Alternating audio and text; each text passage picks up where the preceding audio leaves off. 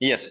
So the very first thing is, Indian economy on the eve of independence means here we studied about what was the status of our economy at the time of independence when Britishers left us. उस समय क्या स्थिति थी?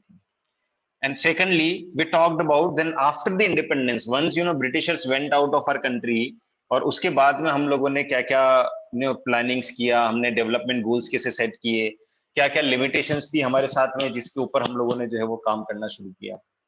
सो here we talked about कि हमने independently decide किया कि हमारी कंट्री को डेवलप किस तरह से करना है. So that was a bigger part. And now we are moving on to कि जब ये सारे डेवलपमेंट गोल्स हम लोगों ने सेट किए but we were not able to achieve them.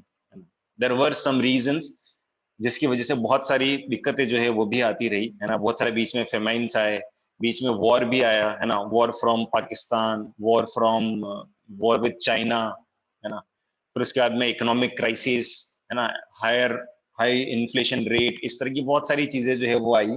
और उसके बाद में ultimately we have to move here. हमको वापस से सोचना पड़ा है ना. यहाँ आके 91 में आके हमको ऐसा लगा कि अब हमारी कंट्री जो है वो वापस से आजाद हुई है ना. इतना ज्यादा लंबा चौड़ा काम हम लोगों को करना पड़ा. And basically this was economic decision.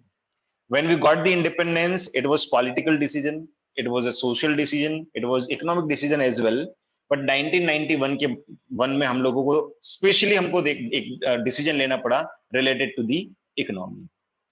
तो क्या क्या चीजें हम लोगों ने की, और उससे पहले moreover the important thing is why did we decide for the reforms, और हमको रिफॉर्म्स लाने की जरूरत क्यों हुई. इसको लेकर हम लोग जो है वो थोड़ी सी बात यहाँ पर करेंगे. So this is one information that since independence, India has followed mixed economy. India has followed mixed economy. No. So since India has followed, the mixed economy pattern, where what we have said कि जब हम development की बात कर रहे थे तो the role of public and the role of private parties both are very crucial है ना, क्योंकि मिक्स्ड इकोनॉमी के अंदर हम लोग बात कर रहे हैं. अब हुआ क्या, मिक्स्ड इकोनॉमी जब हम लोगों ने अडॉप्ट किया तो कैपिटलिस्ट इकोनॉमी की कुछ चीजें थी, हमने उसको भी ध्यान में रखा, और सोशलिस्ट इकोनॉमी की कुछ चीजें थी उसको भी हमने ध्यान में रखा. Means private sector also played a role and government has also played a role. Though both the rules were been decided, government was in the total was in the role of total control है ना. Government कौन से role में थे, government was in role of controlling everything. Private sector was playing a recessive role. मतलब क्या हो रहा था यहाँ पर कि प्राइवेट सेक्टर को परमिशन लेनी पड़ती थी या लाइसेंस लेना पड़ता था गवर्नमेंट से टू डू एवरीथिंग. ठीक है. तो though private sector was playing a role but it was limited because government was having major control, और government was dominating most of the industries. This was the status of Indian economy. अब reality में देखो, जैसे ये बात आ गई हम लोगों को है ना, पब्लिक सेक्टर का एक तो कंट्रोल था है ना. भले हम बोल रहे हैं कि मिक्स्ड इकोनॉमी है, बट मिक्स्ड में भी डोमिनेटिंग साइड कौन सी है, डोमिनेटिंग साइड गवर्नमेंट है ना. दोनों का 50-50% नहीं है, डोमिनेटिंग साइड इज गवर्नमेंट. और जो सब बड़ा जो इन्वेस्टमेंट था वो इन्वेस्टमेंट केवल पब्लिक सेक्टर कर रहा था. Private sector was not doing like huge investment. As in private sectors को भरोसा भी नहीं, एक तो प्राइवेट सेक्टर के पास में कैपिटल नहीं था उतना, दूसरा प्राइवेट सेक्टर को भरोसा भी नहीं था कि अगर हम इतना पैसा लगाएंगे तो हमको रिटर्न मिलेगा या नहीं मिलेगा है ना. So private sector was like not in a position where it can invest a huge amount of money. ठीक है. तो प्राइवेट इन्वेस्टमेंट जो था वो कैसा था हमारा, बहुत ज्यादा लो था. ठीक है. और प्राइवेट सेक्टर को इग्नोर किया गया था. यहाँ इग्नोर से मतलब क्या है, इग्नोर से ये मतलब है कि प्राइवेट सेक्टर को पावरलेस बनाया गया था ना. Means private sector was not having good powers है ना. There were no powers to private sector. Licence मिल जाता था लेकिन उसके बाद भी डोमिनेंस जो है वो गवर्नमेंट का ही चलता रहता था.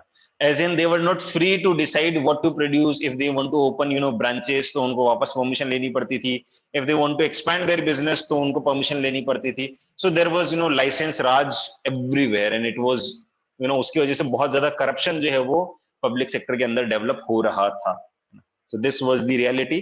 तो भले ही हम लोग बोल रहे हैं कि हमने when we got independence we adopted mixed economy, but it was not actual mixed economy. It was purely dominated by a government. Private sector was not so free जैसा कि mixed economy में होना चाहिए.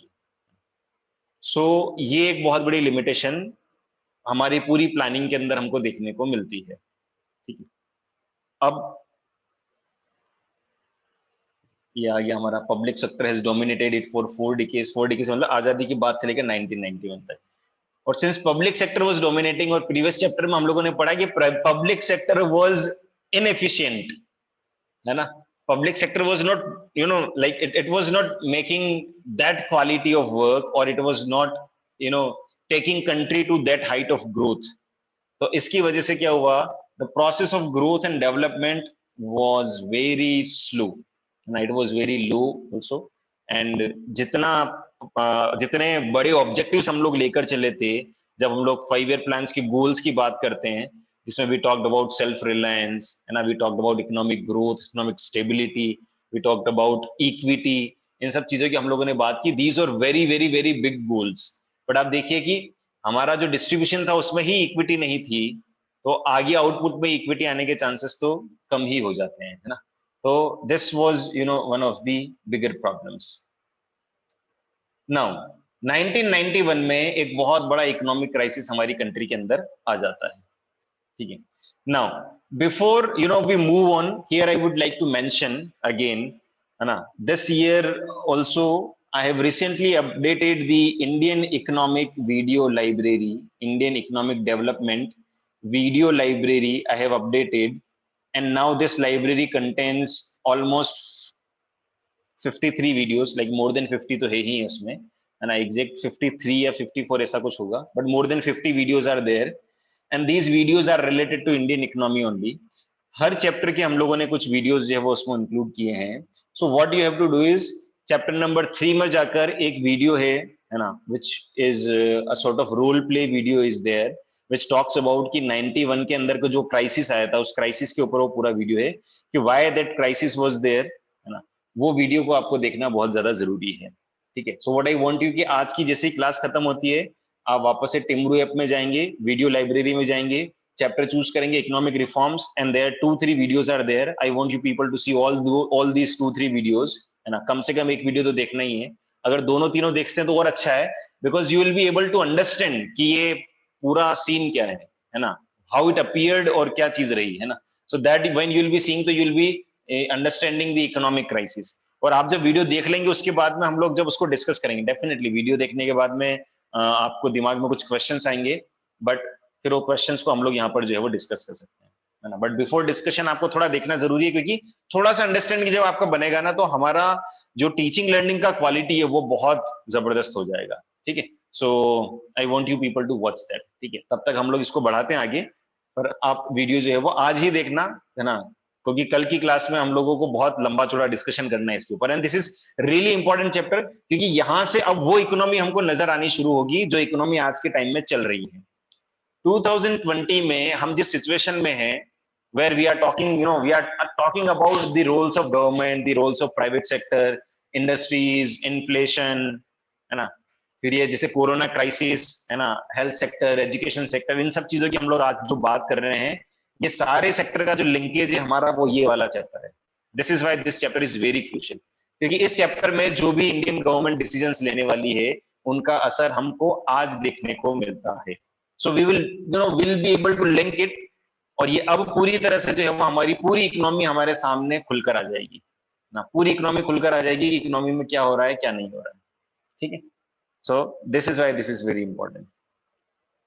नाउ रीजंस की बात कर लेते हैं, that why there was a need, है ना। अब ये रीजंस में देख रहा हूं ना, आप जब वीडियोस देखेंगे तो इन रीजंस को क्रॉस चेक करना कि ये रीजंस मैच कर रहे हैं नहीं कर रहे हैं उन वीडियोस से। ठीक है, and there were more reasons, इससे भी ज्यादा और कुछ रीजंस भी होंगे, है ना। तो वी कैन, ये पूरा चैप्टर हम लोग डिस्कशन मोड में जो है वो लेकर चल सकते हैं। ओके, सो रीजंस को हम लोग वन बाय वन डिटेल में स्टडी करेंगे, but let us just have a look at the reasons. First and foremost reason is shortage of foreign exchange reserve. तो यहां पर क्वेश्चन आ जाता है, फॉरेन एक्सचेंज रिजर्व का शॉर्टेज तो है, but what is the need of foreign exchange reserve, क्यों जरूरत है भैया फॉरेन एक्सचेंज की, number one. Number two, shortage क्यों हुई, व्हाई देयर वाज शॉर्टेज। ठीक है, number three, how much reserve was there, कितना रिजर्व बचा था, ये भी हमको पता होना चाहिए। ठीक है, एंड एट लास्ट हमको ये देखना है what can be done, what can be done. ये चार चीजें अगर हम लोगों ने खोज ली तो बस मजा आ जाएगा, है ना। तो ये फॉरेन एक्सचेंज रिजर्व। उससे पहले समझना है फॉरेन एक्सचेंज रिजर्व होता क्या है ना। फॉरेन एक्सचेंज रिजर्व क्या होता है ये भी तो समझना पड़ेगा, और किसके पास होता है, कौन करता है फॉरेन एक्सचेंज का रिजर्व। उससे पहले समझना पड़ेगा ये फॉरेन एक्सचेंज क्या होता है ना। Although it is in macro economics foreign exchange क्या होता है, बट यहां से हम लोग इस चैप्टर को थोड़ा सा इजी लेंगे, मतलब थोड़ा आराम से लेंगे। बहुत अच्छे से इस चैप्टर को समझना है, क्योंकि बहुत सारे इकोनॉमिक्स के कॉन्सेप्ट हमारे इस चैप्टर से क्लियर होंगे, है ना। ये चैप्टर थोड़ा सा लंबा चलेगा, है ना, क्योंकि बारीकी से एक एक चीज को समझेंगे, because it is very important chapter, मुझे ये समझ में आता है, इसलिए इसको हम लोग आराम से इन डिटेल जो है वो पढ़ेंगे। सेकेंड चीज आ गई इनएफिशिएंट मैनेजमेंट। अब ये इनएफिशिएंट मैनेजमेंट किसके मैनेजमेंट की बात कर रहे हैं हम लोग। इनएफिशिएंट मैनेजमेंट किसका, जिसका मैनेजमेंट चल रहा है उसका। तो मैनेजमेंट किसका चल रहा था 91 से पहले, हु वाज मैनेजिंग एवरीथिंग, बताओ।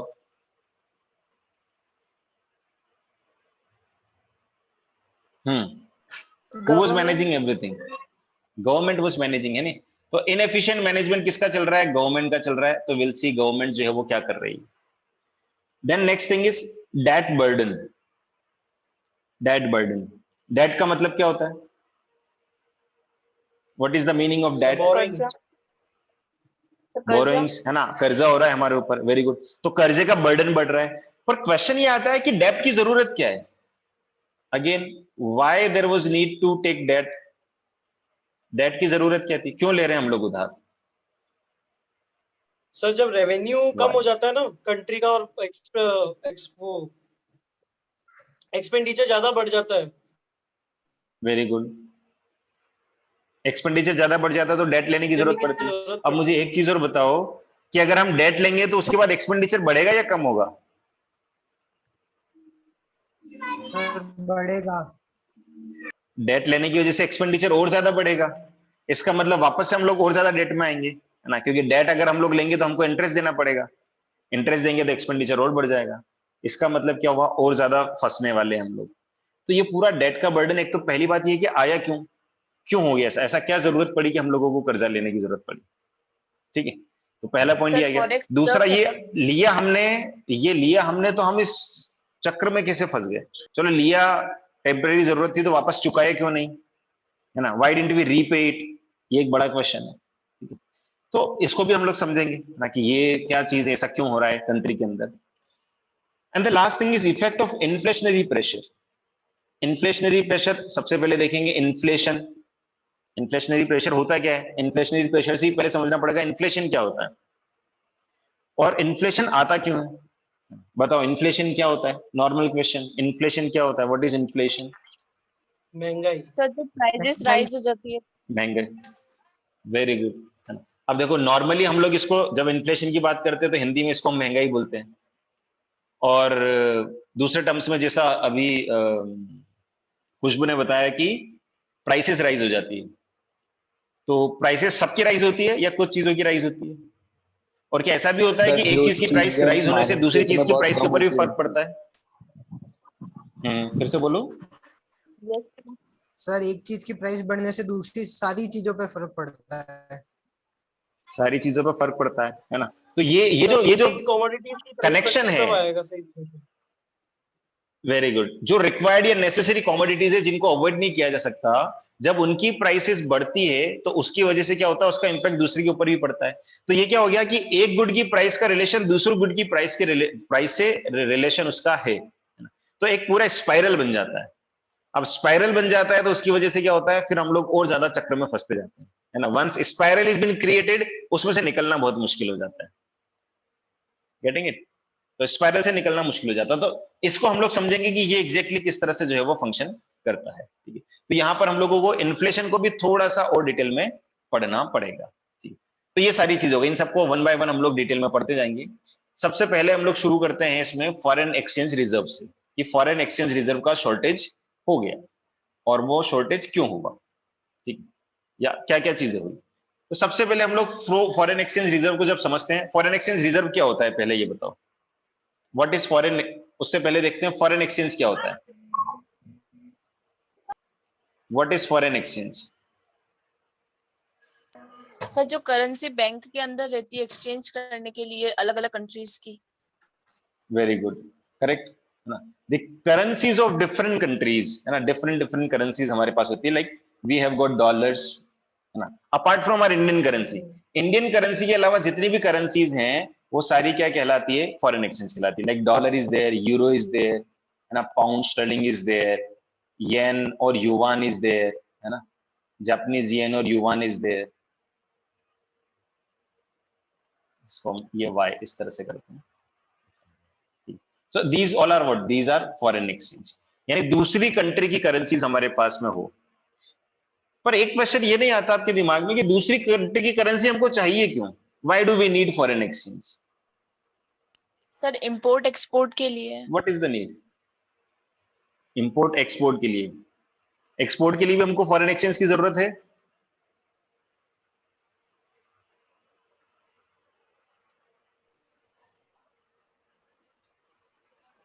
जरूरत No, क्यों sir. है? Why do we need foreign exchange? बताओ। अच्छा, आपको फॉरेन एक्सचेंज की अगर जरूरत पड़ी, मान लो आपको, why do we need dollars?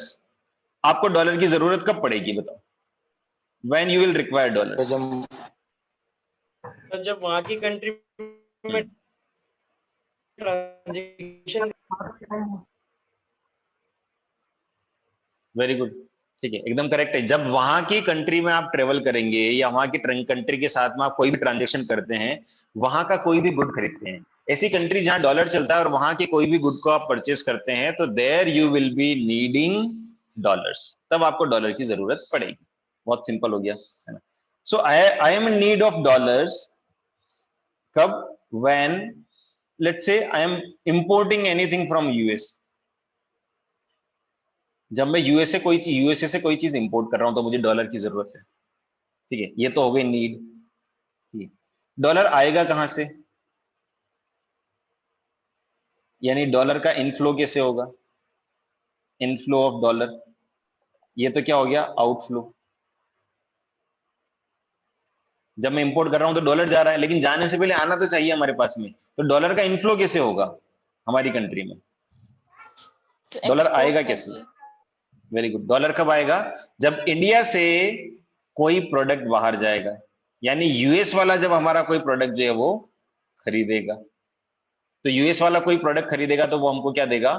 Dollar देगा, और इंडिया में डॉलर आएगा।